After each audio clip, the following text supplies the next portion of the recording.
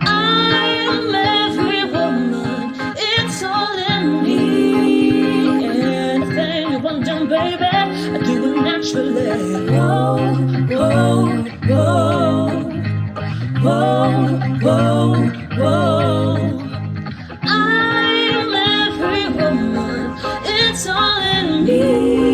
Anything you want done, baby. Whoa, whoa, whoa, whoa, whoa, whoa, whoa.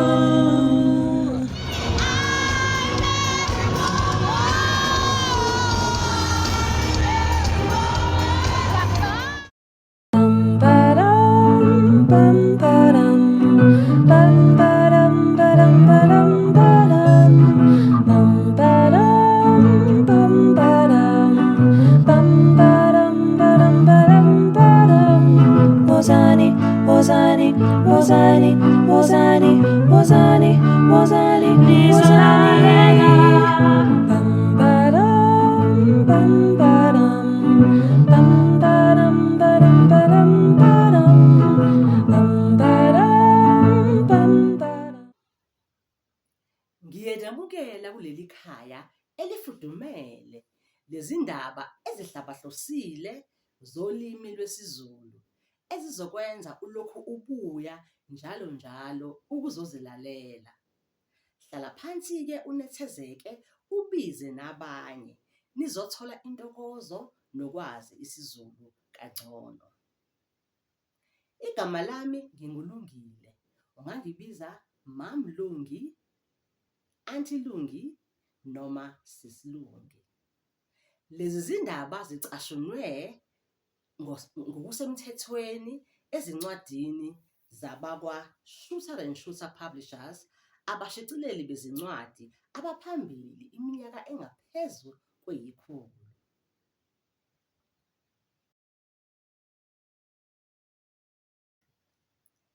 Isihloko sendatshana yethu yanamhlanje sithi ulibala.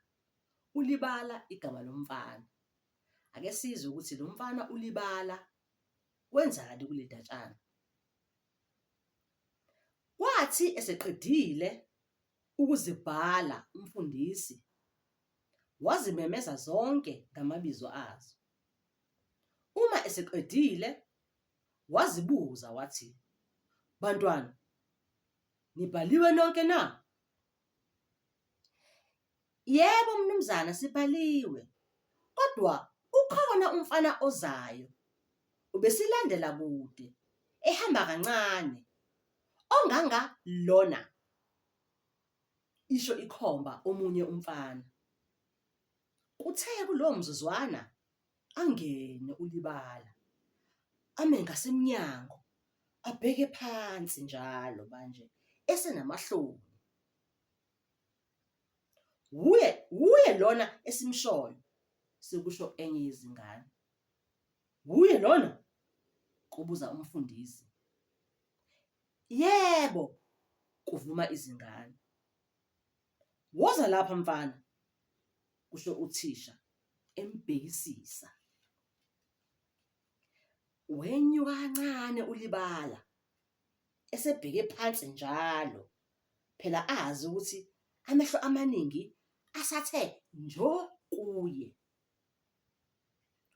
"Uphuma phi mfana?" kubuza umfundisi. "Ngiphuma eNtabankulu," kuphendula ulibala eqhaqhazela ngoba esaba. "Pho usale kanjani kulaba abantwana?" kwabuye kwabuza umfundisi. Hayi, angibazi laba futhi angizange ngisale kubo. Bengivele ngizihambela ngedwa mina," kuphendula ulibala ethi ukwethuka. "Pho walibalaphi?" kubuza umfundisi futhi naye esemcabangisisa lo mfana. Angilibalanga ndawo, kodwa bengihamba," kuchaza umfana. "Ngubani igama lakho?" kubuza umfundisi. "Ngingulibala Mdluli," kuphendula umfana. Wanele walisho nje igama lakhe, izingane zabhekana zodwa. Ezinye kwathi aziqhume insini. Ha! Ungulibala kanti yikho uhamba ulibala nje ulandela igama lakho? Akaphendulanga lutho lapho ulibala. Umfundisi wayembhala naye esemnika nendawo yakhe yokuhlala. Hayi ke, wasetshenzwa wonke umsebenzi walolo suku lokuqala, nezingane ziziningi kakhulu impela. Kwathi lapho sekuzovalwa, wakhuluma umfundisi ngobubi bokungafiki ngesikhathi esikoleni. Izingane zimuthi qemu ulibala, zimbheka kabi. Naye futhi ulibala unembeza umtshele ukuthi lamazwi aqondene naye. Kwathi emva kwalokho kwathandazwa, nezingane zavalelisa kumfundisi zahamba. Wanele wafika nje ekhaya ulibala, wafika wamxoxela unina ukuthi uphatheke kabi esikoleni, ngoba efike isikole sesikade sangena, nezingane sezibuka yena yedwa, nokuthi usoliwe kakhulu. Lapho unina wamsola naye, wathi impela libala mntanami, awusoze waba ndoda yalutho uma kufunyaniswa wena wedwa owenza okungafanele phakathi kwezinye izingane. Phuma kulesi simo, uzame uziphatha kangcono nawe. Ngifuna ukubona lapha ekhaya wenza zonke izinto ngokushesha, uvuke masinyane, uhambe ngokushesha futhi. Uma wenza njalo, ngobona ukuthi nasesikoleni uyofika kahle ngesikhathi. Lamazwi kanina amshaya enhliziyweni ulibala. Wabona ukuthi ulahlwa yicala yonke indawo. Wazimisela ukuzama. Wavuka ekuseni, wageza masinyane, wagqoka ngamandla, wadla ngokushesha, wangena indlela esephethe zonke izimpahla zakhe zokufunda. Wafika esikoleni singakangeni, wangena nezinye izingane, wenama naye. Lapho-ke umfundisi wabo wambonga ngobudoda abezile ukugcina umthetho. Wafunda masinyane izifundo zakhe, wayenza yonke imisebenzi wayiqeda kahle. Impela wahlonipheka manje esikoleni, wathandeka futhi nakubazali bakhe. Waba nabangani abaningi, waduma phakathi kontanga bakhe ngoba wayehlakaniphile. Wakugcina ngci ulibala ukulibala.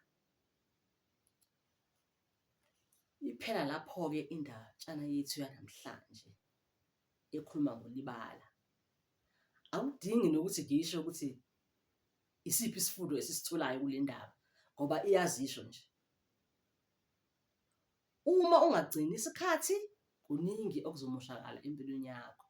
Uma usigcina isikhathi, kuningi okuzolunga empilweni yakho. Ngakho-ke ungalibali ukuchitha isikhathi, ngoba lokho kuzomosha okuningi empilweni yakho.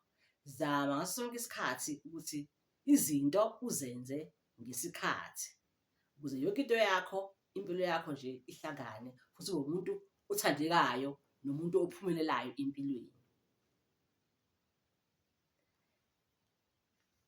Singayivala-ke namhlanje i-episode yami yokufunda incwadi yami yezindaba yakaShutha and Shutha. Ungakhohlwa-ke to subscribe, to comment, to share, and to like, so that we'll grow this family bigger. So as more people get to know about these interesting isiZulu books that will encourage, especially the little ones, to speak more of isiZulu, to understand isiZulu a little better, and to appreciate isiZulu. Nisale kahle emakhaya.